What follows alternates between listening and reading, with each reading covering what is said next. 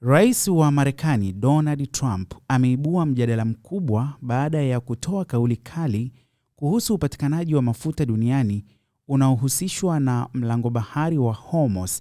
Kupitia ujumbe wake katika mtandao wa Truth Social, amesema baadhi ya mataifa yanakabiliwa na changamoto hiyo kutokana na kushindwa kuchukua hatua madhubuti katika mzozo unaohusisha Iran.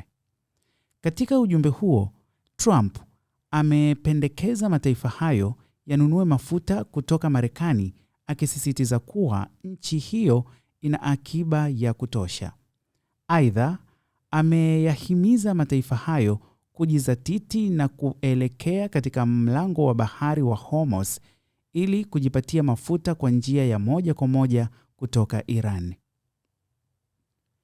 Kadhalika, Trump amesema Marekani haitakuwa tayari tena kutoa msaada kwa mataifa hayo kama ilivyokuwa hapo awali, akieleza kuwa hayakuonesha ushirikiano katika hatua zilizochukuliwa dhidi ya Iran, na kusisitiza kuwa hali ya Iran tayari imeathirika kwa kiasi kikubwa.